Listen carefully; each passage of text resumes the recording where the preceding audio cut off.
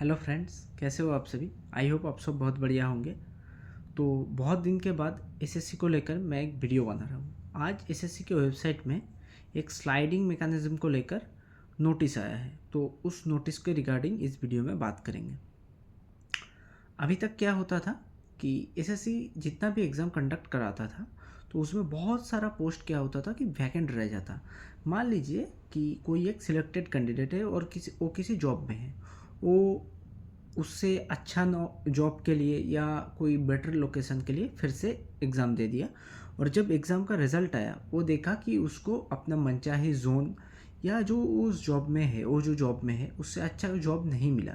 तो क्या होता था, वो उस जॉब को नहीं ज्वाइन करता था जो नया जॉब उसको मिला। तो क्या होता था, वो जो वैकेंसी है वो तो वैकेंट ही रह जाता था और वो कैरी फॉरवर्ड हो जाता था। इस चीज़ को एड्रेस करने के लिए एसएससी एक स्लाइडिंग मैकेनिज्म लाया है।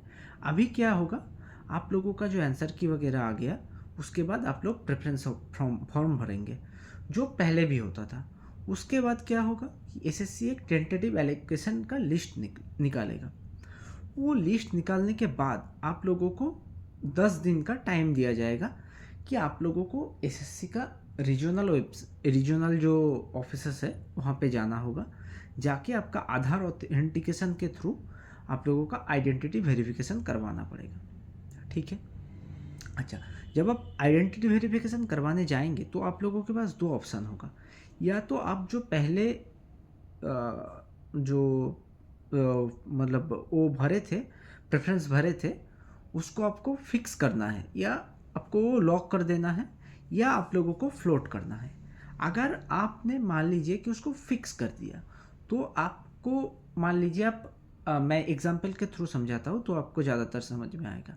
मान लीजिए कि आप पहले भरे थे एग्जामिनर, दूसरे में भरे थे प्रिवेंटिव ऑफिसर, तीसरे में भरे थे इनकम टैक्स इंस्पेक्टर, और फोर्थ में आप लोग भरे थे जीएसटी इंस्पेक्टर।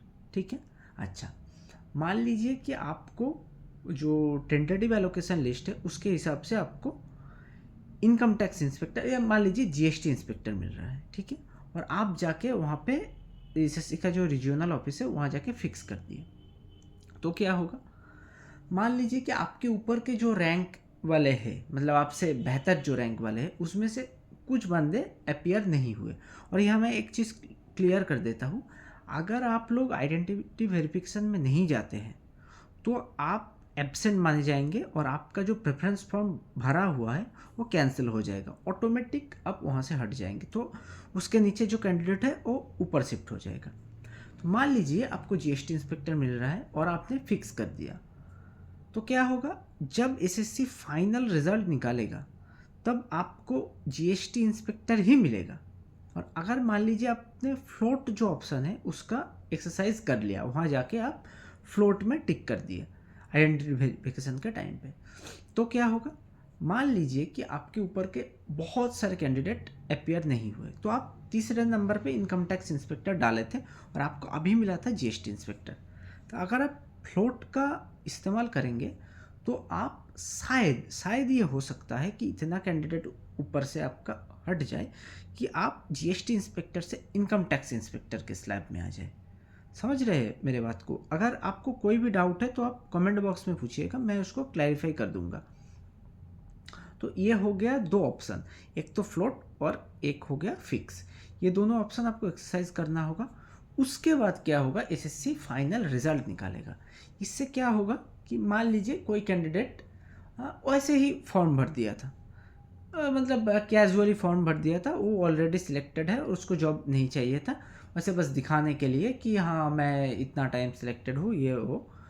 और उसका जो रीजनल ऑफिस है वो घर से बहुत दूर है, तो वो क्या होगा, वो रिलक्टेंट होगा कि फिर जाके आपका आइडेंटिटी वेरिफिकेशन करवाए ये सब।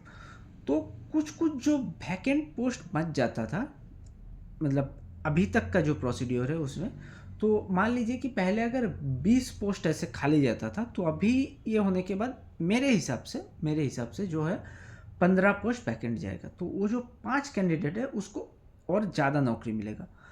अभी एसएससी को इसके रिगार्डिंग बहुत सारा क्लैरिफिकेशन देना बाकी है। अभी तो ये इनिशियल स्टेज में है, ये प्रपोज किया गया है, तो इसके रिगार्डिंग जैसे जैसे एसएससी क्लैरिफिकेशन देता जाएगा तो मैं उसे वीडियो बनाता जाऊँगा। तो इतना ही है इस वीडियो में।